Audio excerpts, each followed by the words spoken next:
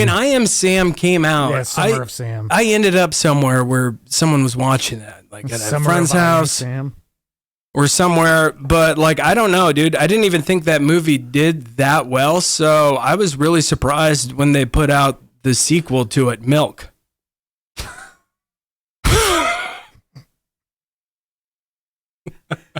Oh boy, that's an idol for Harvey Milk is an untouchable figure for some people. He is?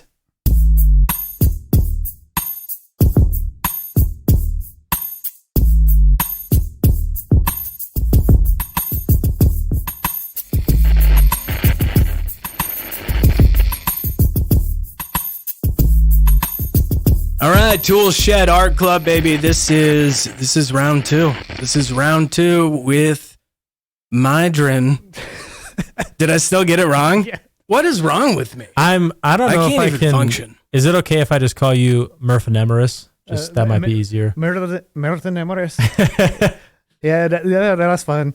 Like I said, I'll respond by Mac and Merlin or anything along those lines. I don't know if Austin told you this, but I was thinking it may or may not be, we'll see, be worth it to do maybe at the end of the month or beginning of the month or whatever, talking about a monthly movie update, just talking about films that we'd watched throughout the month and reviewing them. And it doesn't have to be new movies by any means. It can be, old movies. But I thought that might be a cool thing to do with you if you're down for it. Yeah, I'd be totally. Yeah, he's saying this because he's already watched like 23 movies this month. Yeah, I keep tab.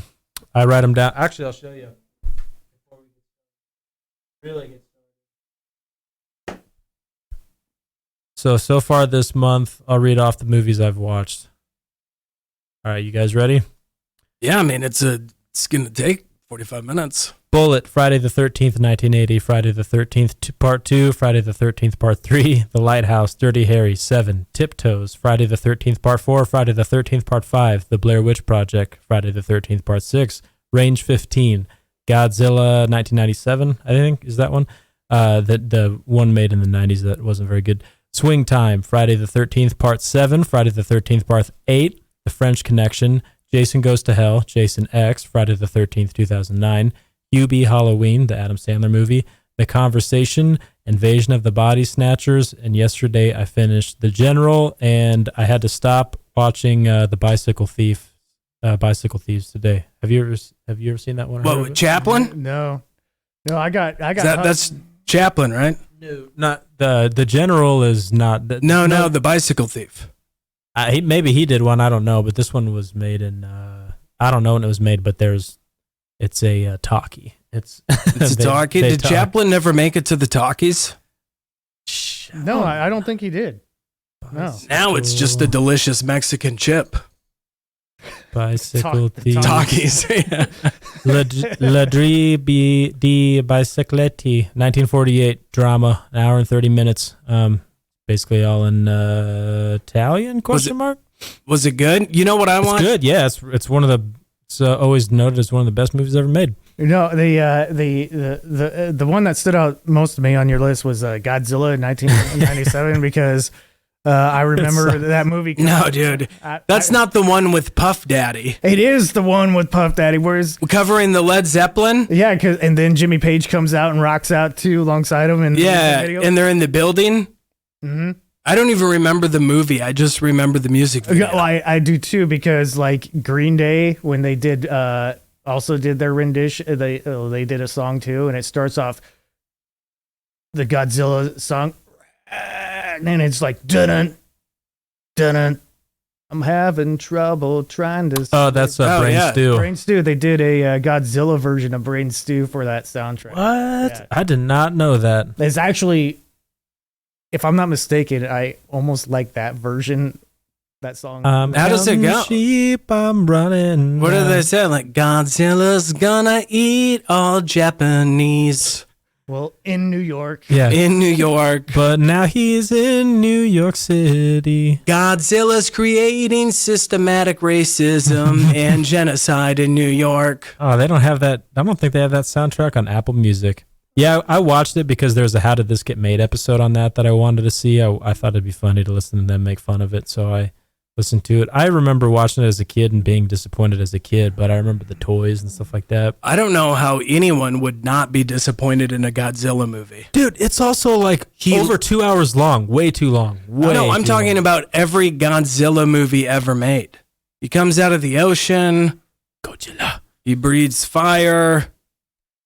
And I don't like it. I tried to. Well, I actually we went to Blue Sushi once many moons ago, and they were playing it on the big screens, and my son's like, "Oh, this is awesome. Can we watch it?" So went home, got it, rented it off of like Prime, and like 20 minutes in, he's like, "Do we have to watch this?" And I'm like, "Absolutely not." well, did you watch the latest Kong versus Godzilla? I did not watch the Godzilla versus King Kong. I want to. I mean, I enjoy it. I grew up with monster movies. Yeah. Like big monster movies like that, and I like Godzilla.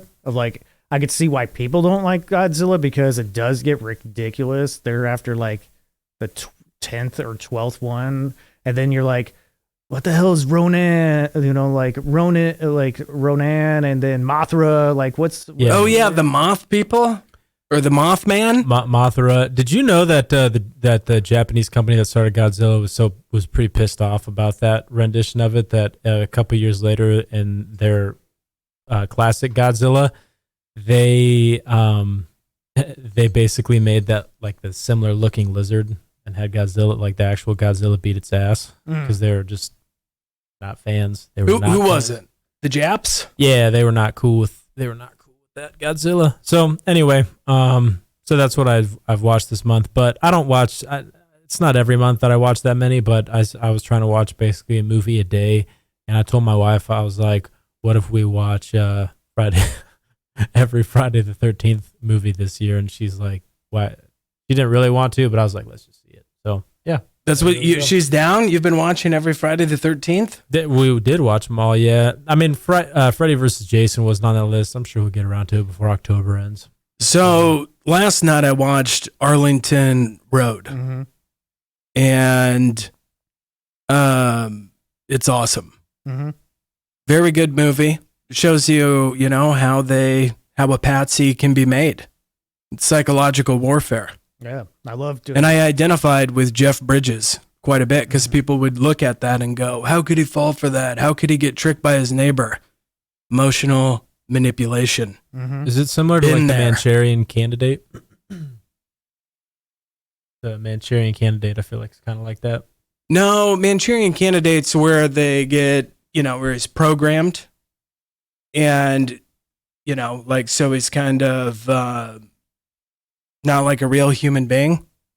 Use code words and stuff like that. That's Manchurian Candidate. Arlington Road is where this Tim Robbins just sets up basically all these pre-planned things to lure Jeff Bridges into becoming a patsy. Without even him realizing it until it's too late. And then at the same time, he is in... That seems like something I would really like. He's a college professor, and he teaches a class on terrorism and conspiracy theories, basically. And then his wife was in the FBI, so it was like Tim Robbins chose him because of that. It was a good film. And then I wanted to pull this up because I watched Dracula from 1931. Starring that's what I can't remember his name, even though I said it about 300 times. Yeah, I'm blanking on it. Because it is the funnest name to say ever. And this is what you should have named your child that you just had. By the way, Matt just had a child. Oh, congratulations. Yep, a couple days ago. But the grind doesn't stop. Got a podcast. Bela Lugosi. Bela Lugosi. And I love it, dude, because he's always like Dracula. His hands in that, they're like this. And he's like, like he's always got to get the blood like this, but his hands, he's like, yeah. He can't handle it, Yeah, that I remember. It's a good one. I mean, like from 1931, the sceneries, just the painted backdrops. Yeah. It's quite remarkable. Yeah, it was. Had to be a real big pain in the ass. I remember Martin Landau played Bela Lugosi in Ed Wood. That's what the whole Ed Wood was about, was the making of Plan 9 from outer space. And I think that may have been Bela Lugosi's last movie role in Ed Wood Love. And that's like this, like I don't think Bela Lugosi did anything for a long time and then has this opportunity. And, it's like Ed Wood's like, all right, let's do this. I love the movie Ed Wood. So I would recommend. Is that with Johnny Depp? Johnny Depp. It sounds good. I've never seen it. Bill Murray is in it. Martin Landau. Those are the major players I can remember off the top of my head. I think it's directed by, if I'm not mistaken, I think it's Tim Burton. I think Tim Burton directed it. Of course. Stars Johnny Depp. Yeah. Those guys, those two, I'm sure they've done some weird shit together. Yeah. In the bedroom. Well, hey, that rolls into our first category. So today, doing top fives. Now, this is part 2. The first episode we covered action, comedy, drama, horror. Now, for part 2, we're going to do our top 5 favorites in romance, thriller, and western. And let's do the same format as last time. I'll go. Murphin Emeris will go, and then Austin, you'll go because you don't have anything written down. I want to make sure you have plenty of time now. So that's why I got my phone in front of me, because dude, I was actually gonna write it down this time, but I didn't have time. I had to set up. All right, I'll roll into it first. So romance, my number 5 for me, Alfie, 2004. I always feel kind of sad after I watch that movie though. Number 4, A Lot Like Love. That's Ashton Kutcher. Number 3, Along Came Polly. Number 2, Walk the Line. I'm counting that as a romance. And my number 1 favorite romance movie is Meet the Parents. And then kind of like an honorable mention for me is Just Friends and Four Christmases. And then I just watched Annie Hall, but after hearing that tape of Woody Harrelson's Woody Harrelson. No. Oh man. No, not you, Woody. No. Woody Allen's wife. Woody Allen. Yeah. After hearing that audio tape of Woody Allen and his wife and her saying that he committed some crimes there, I was like, you know what? I can't put him on anything good, but Annie Hall actually it's a good movie. It's got good dialogue. But yeah, I couldn't put him on my list. So my top 5 again: Alfie, A Lot Like Love, Along Came Polly, Walk the Line, and Meet the Parents. What is Alfie? Is that the Alf guy from space? Jude Law, I think. Well, Alf, that would be awesome. It was like, is that where Jude Law has sex with Alf? Yeah, that's the whole. Does he romance that's him? The plot of the movie. He's just like. Does that duck join him? Remember the duck? Well, for one, what was the duck movie? Howard the Duck. Howard the Duck by George Lucas bangs the girl from Back to the Future. Bestiality. What is it with these people in bestiality? In Hollywood, yeah. Yeah. Like Beauty and the Beast, it should have been called Beauty and Bestiality. Right. It's a good point. Imagine what happened with that candlestick. Jeez. So, yeah, man. Alfie, I think, was a remake with a movie made with Michael Caine. But yeah, it's basically just about Jude Law dates a bunch of chicks at the same time, and then you slowly see it kind of unravel. And like I said, it actually leaves you kind of feeling sad, but it always stuck out to me, and I've never really talked to anybody else who's ever even seen that movie. But when I was making this list, I'm like, I don't know. I watched that movie a few times as a single dude in like my early 20s, which is kind of funny to looking back. It's all right, but yeah. How many times did you watch The Notebook as a single man? Never. I only watched that for the first time a couple years ago. And I'm not going to pretend like I don't think it's a good movie. The Notebook's a great movie, but I've heard it was. You've never seen it? No. Standard. It's worth watching. I just can't. It's he's in the rain, sharing his feelings. Like, I've never seen Twilight. I've never seen Harry Potter, and I kind of enjoy holding out on those movies and not watching those, but I would say The Notebook isn't worth holding out on. It's worth watching. All right, Murphy and Emrys, what do we got? All right, Mac, your romance. Then I'll have mine. So I'm just rolling down this list of romance. Just looked up romance movies, and I'm just picking out the ones I like off this list because I didn't take the time to put this together. But I like Palm Springs. Okay. I haven't even heard of that. Palm Springs is with I can't remember the let's look it up. Palm Springs movie.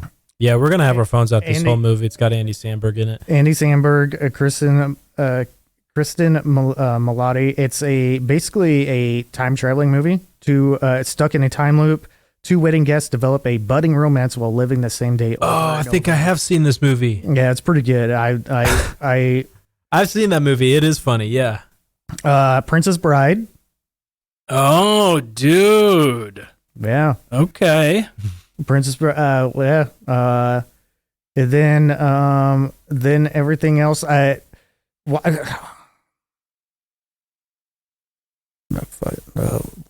is Mannequin showing up on my list?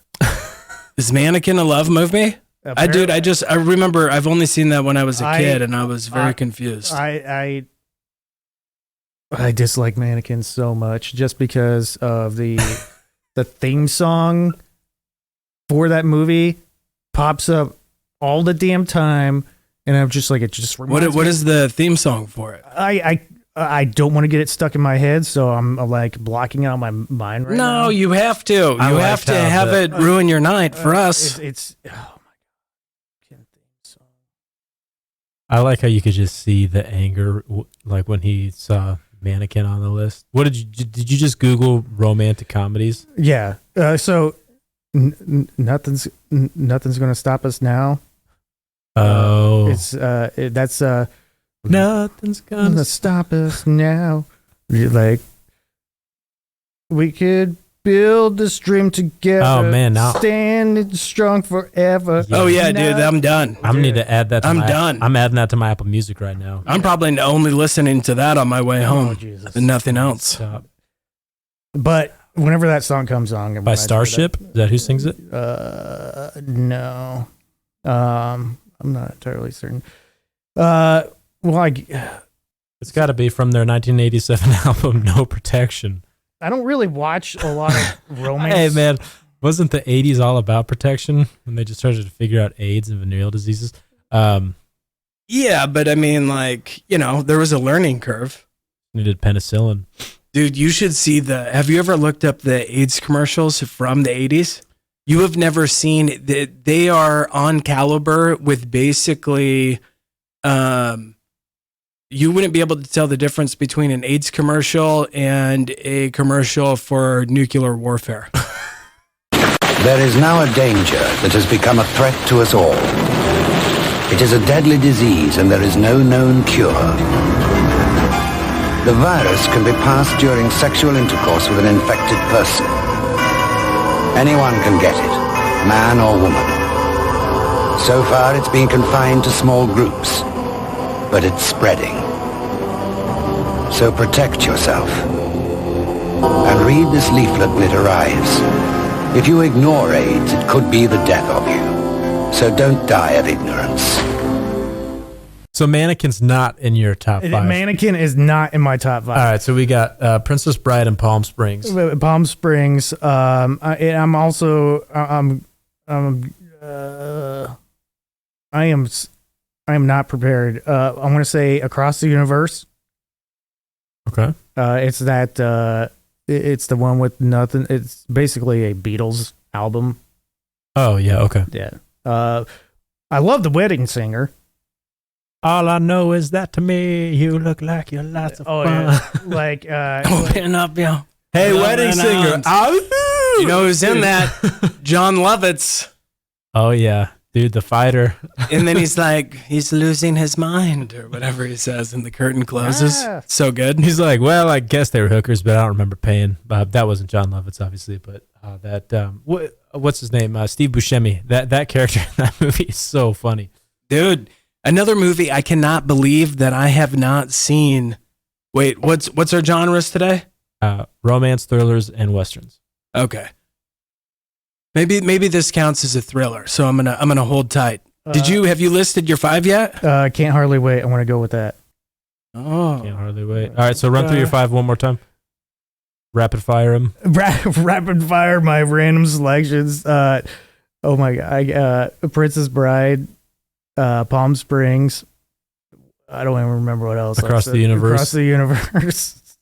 I am Wedding Singer. Wedding Singer, and what did I just say? Oh, Can't Hardly Wait. All right, Austin, let's hear it.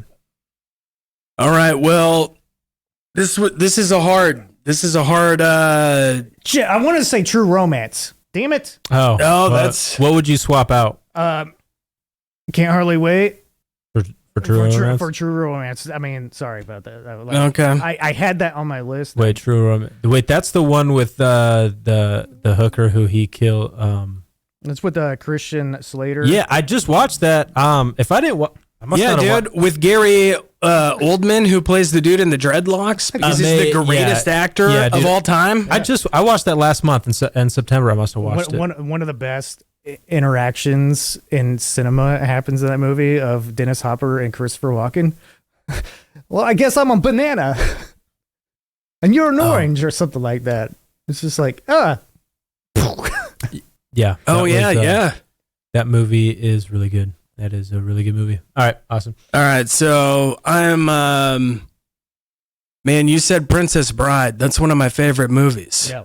But now I have 6. Because so I got to cross one out. So I had Princess Bride, My Best Friend's Wedding, Notting Hill. You got to put a Hugh Grant movie in there. 10 Things I Hate About You, How to Lose a Guy in 10 Days. And then my number 1 is Can't Hardly Wait. Like you said that was my favorite movie. Yeah. And still is, like, when it came out. Oh yeah. I mean, I wish I knew what happened to everyone in that movie. A lot of people did not go on to a lot of things afterwards. They didn't? No, like Jennifer Love Hewitt fell off. Like that one dude stopped acting, the nerd, and he went to Washington. No, Jennifer Love Hewitt did not. She did that TV show where she gave hand jobs for like 10 seasons. What? Oh, I totally missed out on that. What TV show is this? What? I'm a movie guy, She was the masseuse. It was called, I think it was called Happy Endings with Jennifer Love Hewitt. Oh, nice. No, it was not called that at all. But it's called, it wasn't that on the nose. No, but she was a massage therapist. I've never seen the show. I just remember it being advertised. So I don't know what to kick off to add Princess Bride. What was your list again? Can't Hardly Wait, How to Lose a Guy in 10 Days, 10 Things I Hate About You, Notting Hill, My Best Friend's Wedding, Princess Bride. I'm knocking off. I'm not doing Princess Bride. I'm saving that for storybook movies. If we ever cover that someday. What is that? What do you mean by storybook? You know, like Wizard of Oz. Cinderella. You know, the 3 pigs. Oh, I see. Hansel and Gretel. Oh, okay. Like if we did, because I was thinking too. I mean, we could do sci-fi, do storybook, whatever. We could keep this going for a while. But anyway, we'll roll into thrillers next if you guys are all right. Yeah, let's do it. Yeah. All right. Let's get our list of thrillers. So what are you just typing in best thrillers of all time? Yeah. All right. So thriller number 5, Ex Machina. Oh. Or Ex Machina, maybe. I think it's Ex Machina. Machina. Yeah, maybe it's that. Macarena, dude. It's Ex Macarena. Number 4, 8mm. Now, I just told you guys that is not a romance movie. I said we're on thriller. I know. Oh, I was bad. Now, I just told you guys I don't really like Joel Schumacher because I feel like all of his movies were almost really good and kind of include 8mm in that. How did he make all these movies and have time to bang 50,000 guys? Who knows? Number 3, Run, Hide, Fight. Now, I think Run, Hide, Fight is pretty underrated and got underwatched because Daily Wire is who released it. And Daily Wire they bought the movies in like the aftermarket, or they bought it after it had already been made. You know what I mean? It's got Tom Jane in it. It's about a school shooting. I think it's incredible, but again, Daily Wire is who released it, and it was like their first movie they released on their platform, and so I feel like it just didn't get what it should have got. Number 2, Disturbia, and my number 1 favorite thriller, and it's in my top 3 favorite movies of all time, Silence of the Lambs. Silence of the Lambs. Oh, I really like Gone Girl too, but that's not in it. So top 5, Ex Machina / Ex Machina, 8mm, Run, Hide, Fight, Disturbia, and number 1, Silence of the Lambs. Oh, by the way, everybody listening, for part 1 of this, I went on our website on ToolShedArtClub.com and I listed off every movie that was referenced in order of its reference. And if you click on the link, it'll take you to Amazon. You could rent the movie or buy it or whatever, watch it from there. I'll do the same thing for this one. It's quite the hassle to do that, but it's an endeavor I find worth it. So if we reference any movie, even if we don't say the name of it, and you're kind of curious about the plot or whatever, go to ToolShedArtClub.com and you click on this episode, and you'll be able to find the movie. All right, Murphy Nemeris.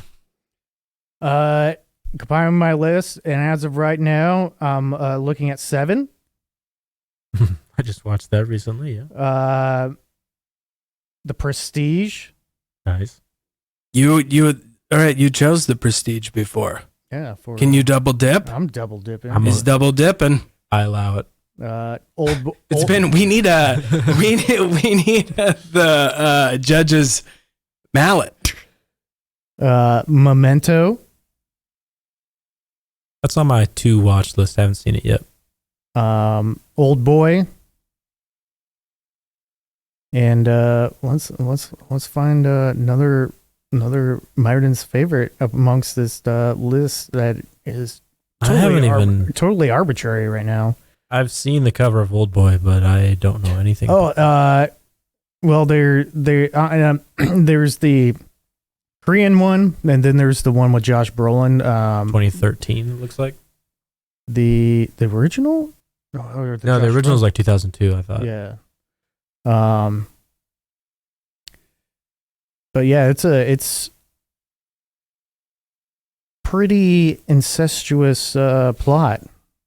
Wait, what movie is that? Old Boy. I've never seen it. Yeah. It's about incest? There's incestual things about it. Ooh. All right. Did you figure out your number 1? No. I mean, my number 1 on that list so far is the Prestige. The Prestige. I knew it. You should be a magician. I need to disappear here in a little bit to go upload something. Uncut Gems. We'll say we'll say Uncut Gems. Oh, wow. Wait, you're saying that you're going to disappear in the middle of the app, this recording? How much? The answer is no. Yeah, you can. I mean, while Austin can rattle off his list, you could probably. Are you just up like clicking a button? Yeah, I'm clicking 2 buttons. Yeah, you can just dip out while Austin does this real quick. I'm not going to. I mean, he has to hear it. Go click the buttons. Yeah. Well, like producer Myrddin has to produce things. Yeah, I'm still. Okay, Austin, are you Dude, ready? for popular thrillers that had popped up, Googling it, none of these are. Caddyshack? Why is Caddyshack in the mix? Google doesn't know what it's talking about. AI is ruining everything. All right, what do you got? It knows. All right, well, I have... I almost put Heat on mine. Man, this is... Okay, like, what is the let's do this. What is the definition of thriller? You know, like the actual, let's Google that. Like, what is the actual definition of a thrill? Because, like, what is, like, a thriller and suspense? I see that as the same thing. Let's see. Thriller movie definition, also known as suspense film or suspense thriller, is a broad film genre. So it is broad, that evokes excitement and suspense in the audience. The suspense element found in most films' plot is particularly exploited by the filmmaker in this genre. Okay. So I think it's a little bit open up to your interpretation. All right. So this is what I'm doing. Okay. This is how it's happening. We're doing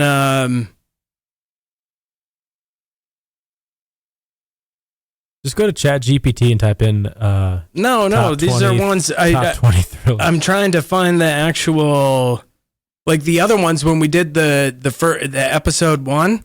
I was like, okay, boom, boom, boom. I know it, but like these are just like loosely. I mean, romance is easy, but thriller, because I feel like I want to be right on and not just say some action movie.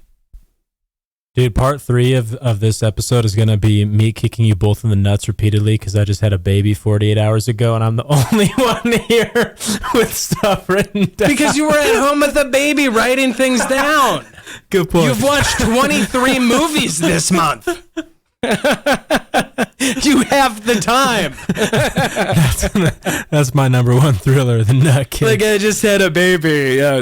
23 movies and you're watching shit from 1910. Watch it. Well, and that's a good point too. Was not a whole lot you can do but watch Friday the 13th movies when your wife is 9 months pregnant. Yeah. So okay, I only have one more. Oh, Mystic River with Sean Penn. Is that going to be your number? Yeah, Mystic River with Sean Penn. I don't know. I don't remember. Wasn't that movie disturbing? Wasn't it about like priests, a kid getting molested when he was a kid? Yeah, I remember my mom told me. Which my mom told me the plot of that movie when I was in middle school. Shouldn't have told me that, and it totally disturbed me. And when she hears this, she's gonna be like, "I never did that." Yeah, you did. But that movie is not a fun watch. All right, so I'm going with. I'm trying to. Okay, so I'm doing Braveheart. Nice.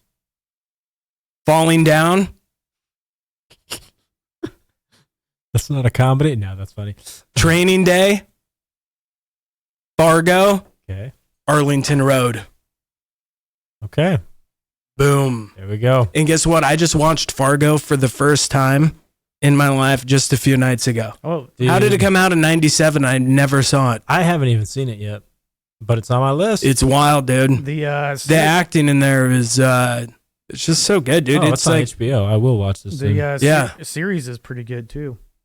Yeah, I saw that they had that. You know that there's an interview with the vampire series? What? Yeah. I couldn't do that. I don't know. Like when I was watching it, it came up. It said interview with the vampire. One of them's black now. All right. So moving on to Western. All right. Number 5, Jeremiah Johnson. Number 4, Wild Bill. Number 3, Last of the Dogmen. Number 2, The Assassination of Jesse James by the coward Robert Ford. Number 1, my favorite movie of all time, Tombstone. Have you seen? I'd be curious to know if either of you have seen Jeremiah Johnson. Oh yeah, dude. Okay. I've seen the GIF. Jeremiah Johnson made his way into. I've seen the GIF, dude. I've seen the GIF so many times it equaled the length of the movie. But question: Have either of you seen Wild Bill with Jeff Bridges? No, dude. 1995. Jeff, what I realized when I was watching Arlington Road the other day, is that Jeff Bridges is such a good actor. Dude, what, dude? Like, I cannot stop staring at his face. He's got, like, the perfect just lines in his face, like his... dude, look at him in Wild Bill. The things that he does with his mouth, like, for different emotions. That's you. I mean, you were almost Wild Bill. Dude, I am growing my hair that long. That is me. I am watching that tonight. How good is this movie? It's on Tubi. Dude, it's so good. It's so good. Yeah, I'll be watching this tonight. And it has some instead of hanging out with my wife. All right. Sorry, Paige, but here's the deal. It's got amazing Native American, some of the spookiest Native American scenes in there, too, where he like has flashbacks to being visited and having fights with them. Goes through so many gunfights, dude. I have those too. You need to watch this movie. It has John Hurt, Bruce Dern, David Arquette in it. It's amazing. You guys, everybody watching it, it's on Tubi right now. You can watch it for free. Watch Wild Bill, 1995. But then the other one I was curious about if either of you have seen Last of the Dogmen. No, I want to say I have. So my dad would do this thing when I was a kid where he would tell me that movies were real. So it wasn't until I was like 17 when I found out Forrest Gump wasn't real. And he did this. Why did he do this to you? Because his sense of humor is to like make up a lie and then never tell you that he's joking, and then you I don't know if that's a sense of humor. take it up with him. But I remember arguing with my teacher in 7th grade about Last of the Dogmen, because it's about Tom Berenger. He's like a bounty hunter in the 90s, and he goes after these guys that have run away, and he finds like a hidden Native American tribe that's never been found. And my dad was like, yeah, this actually happened. And I remember like arguing with my 7th grade history teacher, and I'm like, yeah, haven't you heard about this? And I was like telling her the plot of the movie, and she was looking at me like I was such an idiot, and she's like, that sounds like fiction, Matt. And I'm like, it's not. And then I was probably like 20 when I just had to accept the fact that Last of the Dogmen did not happen. But it is a damn good movie, and it's not like Old West, but I saw when I was looking it up that it's technically indie film / Western, and I'm like, that's going on the list. And I will say, as far as two little tidbits with Assassination of Jesse James, I've talked about this before in the podcast. When I first came out, I wasn't a fan. I rewatched it recently and fell in love with it. And with Tombstone, I was blown away to see in Val Kilmer's book that the production of Tombstone was actually a shit show. They said that every day and night, they were like, at night, they were trying to figure out what they were going to shoot the next day. And they were like, this movie is going to suck. And Val Kilmer and Kurt Russell are the ones that basically rewrote the whole thing, and that Kurt Russell was like directed it. Yeah, he directed it. Like he's the unaccredited director. So yeah, Val Kilmer and Kurt Russell. Because did they actually switch out directors like 3 times? They tag teamed that movie and did it tandem style. It's crazy. It's just crazy. Yeah, I can't remember. I think it's awesome. It was the I can't remember the actor's name, but he played. Did you watch The Walking Dead? Merle, Daryl Dixon's a brother. Oh yeah, he was in the movie, and he talked about production. Yeah. And he's just like, yeah, it's just like the director didn't know what the hell he was doing. It's just like, he was one of those pretentious guys of like, like he bowed down to whatever Kurt would say or Val would say, but he treated other cast members. Oh no, Michael Rooker is who you're talking about. It was Michael Rooker. Actually, no, it was Michael Biehn. That I was listening to Michael Biehn. Is that the dude who plays Mr. Bean? I thought that too when you said Bean. I instantly thought of like it was. That's the guy that plays Johnny Ringo. Johnny Ringo. Oh, dude, that in the deadliest pistol is it's Wild Bill, they say. In Tombstone, the only person who didn't have a real mustache was Johnny Ringo. Everyone else grew one out. They were told to, but I just don't. He's got a weak face. He's got a weak upper lip. And it's fake. So he's the only one. All the other mustaches, those are real. And that's why that movie's so good. They should have gave out Oscars to the mustaches. Powers Booth has one of my favorite lines in that movie. Dude, I love that actor, man. Well, bye. Oh, dude. You know that guy, he was in the first couple seasons of How I Met Your Mother? Powers Booth? Yeah, and I forget whose dad he played. He played someone, and then he was like, they had to change the character because he was like, I am a thespian, and this is beneath me, and your show sucks. And no, for real. And then what's his name? Doogie Howser. He was like, he did some gay snaps, and he was upset. I didn't know. He did that. Well, all I know is they pulled it off, and when I was studying, he was mad. He goes, "We love this show." It was weird too because while he was pissed about it, he was doing an interview, I think on Entertainment Tonight, talking shit about Powers Booth, and his husband was on his back. He was giving him a piggyback ride. Are you serious? No. Oh, jeez. I believe for a second there you had me. When I was there's no context, they don't even mention it. Dude, too bad. But I loved How I Met Your Mother. I think that Doogie Howser. What is his real name? Do you know that Brian Callen? What's his real name? Do not just ask me. I would have given it to you. Like, Neil Patrick Harris. yeah, there you Neil. Okay, dude, he's hilarious. Do you know man. that Brian he Callen made was in that show? Brian Callen was in that show. I believe it. He was been he was like the crazy boss. Yeah. No, the one other thing I was going to say with Tombstone is that when I was studying for the short film Hell's Gold, I'd looked up interviews with I'm blanking on his name, who played Johnny Ringo, to figure out how and he said that they had brought in professional people to like twirl the guns, because I twirl my gun in that one. But then when I got on set and in costume, my coat got in the way of, because I had practiced where I could twirl the gun and put it in my holster, and I could spin it forward, spin it backward, and spin it into my holster. But on set with the coat, I wasn't able to do it. It looked really goofy because I would have had to like use this hand to like pull the coat up.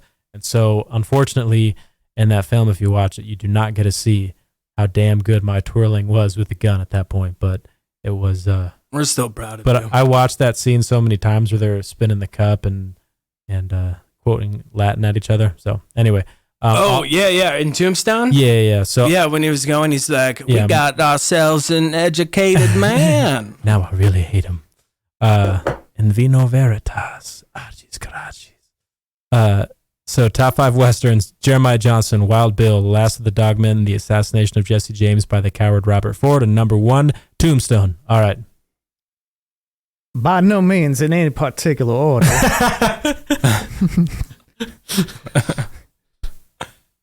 3:10 to Yuma. Nice. All right.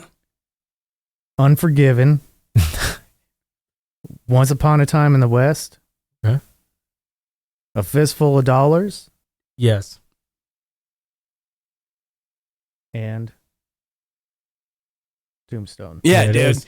Tombstone's the best Western probably of all time, except I do have one that, might be, it's a tie. Yep. And it was one that you had said.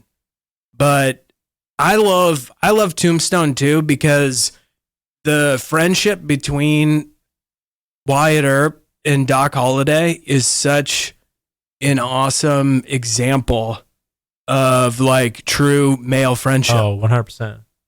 And not only that, but then also between in Unforgiven, the character of Clint Eastwood and Morgan Freeman is like, who decorated, their stoop with my friend. Yeah. So, And I will say this while you're pulling all this stuff, it can't be expressed enough how amazing it is if it was truly so last minute, like they had said that they did such a good job on Tombstone. Like when Doc Holliday dies and he looks down at his feet and he's like, that's funny. And he dies, and it's a reference to him always believing that he was going to die like in a gunfight with his boots on. You know what I mean? It's like that subtlety there. It's like if the three of us are trying to scramble to finish a multi-million-dollar movie and to add, dude. you know And- what I mean? Put yeah. stuff like that in is amazing. And I get like that time period with Doc Holliday, or even, all these notorious humans that all lived back then.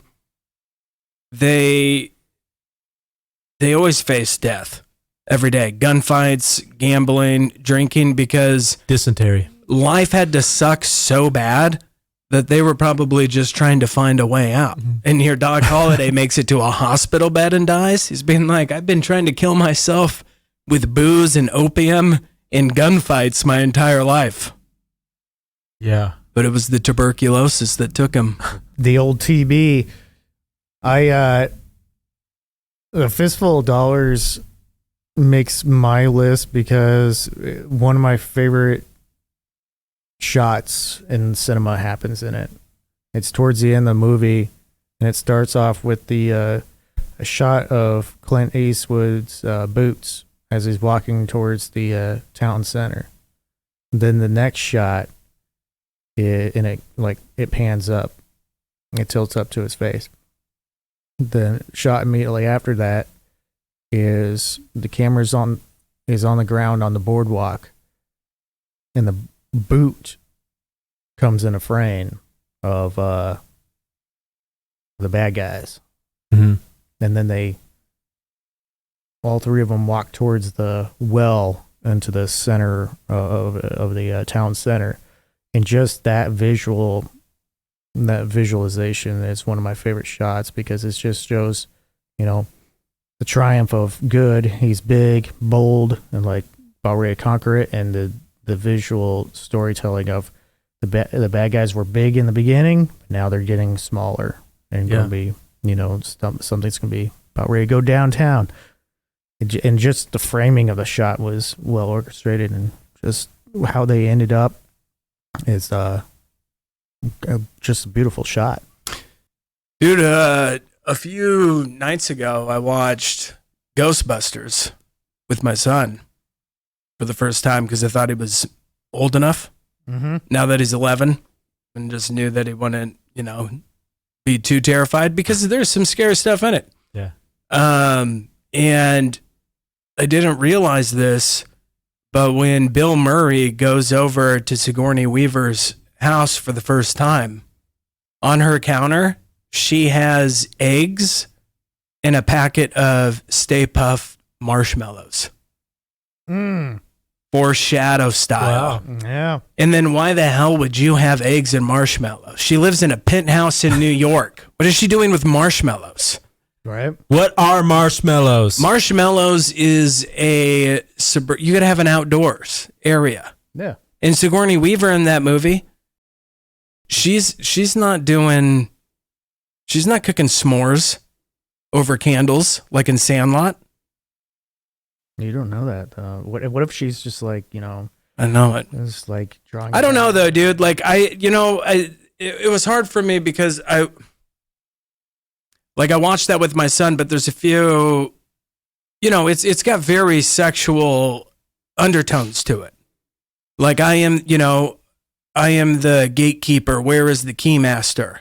Well, it's all about him putting his penis key into her vagina gate. I'm not following you on this. Yeah, the keymaster in the thing. And then when Rick Moranis comes in and he's like, I am the keymaster, and she goes, I am the gatekeeper, she's got her leg up and spread completely, spread eagle on the chair. Yeah. And then on top of that, a succubus comes and has intercourse with Dan Aykroyd and unzips his pants and pulls him down, and his eyes go crossed. And my son's like, what's happening? Why is that happening? And I said, he's so scared he shit his pants. I wasn't going to say a ghost fucked him. So why did they, so that, and then not only that, they're like, don't cross the streams. Well, at the end, when they shoot the Stay Puft marshmallow person, they're like, we have to cross the streams, and they're all doing it, and it's a shot, and they're all holding their tasers by their dicks, and then they cross them together for one giant stream, and then it explodes, and then they're covered in marshmallow cum. That'd make a great bit, by the way. Dude, all those guys are Saturday Night Live guys. I'm not following this story. I don't. You're not following it? I'm not following this. The Keymaster Gatekeeper, it's pretty safe. Are you following when the ghost? You just wink at the camera. Did you? In the YouTube comment if you ever got a boner watching Ghostbusters. Oh no, I mean that Slimer though. Yeah, and it's always like ooze, and they're always getting like oozed on. I don't know, man, but ladies and gentlemen, just watch out for the ectoplasm. Yeah, and then Bill Murray, he's kind of, he's predatory in that. He's just trying to bang every chick. Like right at the beginning, he shucks her boyfriend. What movie is it? But I actually I think that was Bill Murray's. That movie is the least amount I've ever been annoyed by Bill Murray. Like I think in a lot of movies I find him to be annoying. And not very funny. But in that movie, like he played it, he walked the line. There's like it was just a good comedic line. The internet for a while was trying to make it seem like Bill Murray was like the coolest celebrity ever, but I've also heard he's a complete asshole. Of course he is. He broke phones. They only said he was cool because he'd show up at weddings and take pictures. Yeah, that's what I'm talking about. Like, but it was probably because he was just shit faced. I think Bill Murray's. This seems like something you would do when you're drunk. I think Bill Murray's just perpetually fucking with people. So yeah, if that's the way that he comes across. No, but there are some cool things about him. The fact that he has like a 1-800 number, you can't get a hold of him, and he's like, you have to like leave a message, and if you want him to do a movie, and he might call back. And even in Dan Aykroyd in an interview talking about. Because it was originally for John Belushi, but then he died. So they tried to, they told the props people to make him look like Slimer, which they failed at. And so Dan Aykroyd was actually like, no, you got to make it again. And they didn't have the budget or the time. So they just presented the same one. And he goes, that's better. Wow. So he didn't know. Who's your dude? They didn't even know Bill Murray was going to even do the movie. No one had heard from him for like months up into the start of production, and then he showed up the day that it was shooting. No way. Yeah, and they're like, "All right." How do you even do that? How do you even do that though in Hollywood? Well, because at that time, dude, he was Saturday Night Live. He was Stripes. He was the biggest star. He was the biggest comedic star at the time. I just don't see how do you skip table reads? How do you, all the hoops? I mean, I get it, I guess, and that was at a time where Saturday Night Live truly mattered. Well, it was because of all those other movies. Like, he was just a legitimate star. They needed him for the film. Man, that's crazy. I hadn't heard that, but that's wild. But anyway, I don't think you went through your list. No, I haven't. So mine is Django. Okay. Is that how you say it? Django Unchained. Django Unchained. The Django. Hateful Eight. Mm-hmm. Tombstone, Unforgiven, Dances with Wolves. Is Dances with Wolves your number one? No, that was like the first one that I thought of. Tombstone's number one. Dude, I'm a tie for Unforgiven and Tombstone, but I'm going to go Tombstone because I think it's the most epic. Oh, yeah. But Unforgiven is just, it's a masterpiece. Mm-hmm. And then at the end, when they killed his friend and he just starts pulling, he just starts taking pulls from the whiskey. And he just walks in, and Gene Hackman's like, and he just shoots the freaking, the bartender right off the deal and just kills everyone in there. I just watched that Gene Hackman movie, The good. Conversation. Have you seen that one, Orphan Emerus? Wait, what was that? The Conversation, 1974, with Gene Hackman. No. I watched French Connection recently, too. All within the past week. While we were talking about Tombstone, I was getting so excited. I was like, I'm going to watch that movie tonight. And then I remember that I have a baby that's 2 days old. And I was like, yeah, probably. Yeah, well, dude, the baby will love it. Yeah. He needs to. What do you do with the baby right now? Is it sleeping a lot? Is the missus I don't want to jinx it, but taking care of the sitch? No, he's been pretty chill. It's been okay. So I'm afraid to you give him jinx Xanax at that age? Not yet. How about melatonin? Yeah. No, just kidding. No, it's been the, as I was saying off camera, it's the smoothest delivery we've had. Yeah, it's a beautiful baby boy. You want to share his name? I don't know. Maybe not. Maybe people can guess, and I'll just never say. Have you told us yet? Yeah, you know the name. Yeah, that's right. I forgot. That's kind of what I want you to tell us. So yeah, all right. Well, next time we meet up, we should just do all the movies that we watched in October. You see that? He just totally sidestepped me. Did you see that? He doesn't pivot? want to do the That was name. a smooth That pivot. wasn't even a pivot. That was a complete just ignorance. All right. So what are we doing next time? Well, I don't have a solid part 3. I mean, yeah, we could do like sci-fi. We could do storybook. I don't really know if I have any solid. What about like storybook B movies. movie? Best B movies of all time. We can think that one over. Let's not guarantee a part 3 yet, but next time we meet up, maybe we just do a monthly movie review for we just go back and we talk about what we watched in October. Or we could take like a movie and really dissect it and analyze it. I'd be like Mystic River. yeah. I wish Mystic River was just a movie about an adult Sean Penn being molested by a priest.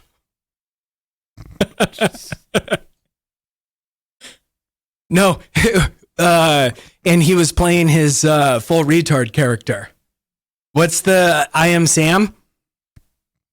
So Mystic River is him playing that character getting tag team by the Pope, So I mistook. whose stars Jude Law. So the year that Jude Law's the Pope. the year that I Am Sam came out was also the same year that I was just laughing because I've never seen his head fall down before. I somehow I confused I Am Sam with Son of Sam, the movie, because it came out around the same time. I'm like, why is there two movies about some idiot? Yeah, who was the other one? The other movie? The Son of Sam. Oh yeah, The- That was just a serial killer, wasn't yeah, it? that was the serial killer. and I Am Sam was the Son of Sam's dad. But I never really liked. Like I might have seen actually, and I don't know why. I've seen There's a movie somehow called Summer of Sam. when I Am Sam came out. yeah, Summer of Sam. I ended up somewhere where someone was watching it, like at a Summer friend's of I Am house Sam. or somewhere. But like I don't know, dude. I didn't even think that movie did that well. So I was really surprised when they put out the sequel to it, Milk.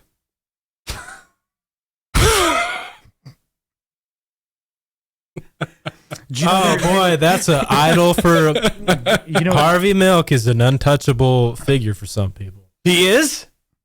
Yeah, and Because he had AIDS. he was not assassinated for his sexual orientation. Why But, was I he think a sad? lot- Dude, I think a lot of- I know nothing about him. I think a lot of people. Oh, he was just I'm not even gonna get into it. Was his name really Milk? Read maybe Harvey Milk's Was his last name really Milk? start with Wikipedia. All right. Well, I don't even know who Harvey Milk is. start with Wikipedia. That's what Yeah. I would say. He was a mayor in San Francisco. Was he even the Oh, okay. The first gay. He was gay 0. Do you know that Dianne What is Feinstein that? was in the room next to him when he got assassinated? He basically got assassinated by a disgruntled employee. By Feinstein. Well, She's finally dead. okay, and Did anyone go? Like when that news came up, they're like, Dan Feinstein's dead. I'm like, it's about fucking time these vampires start dying. And on that note, this is another episode of ToolShed Art Club. Thanks for listening.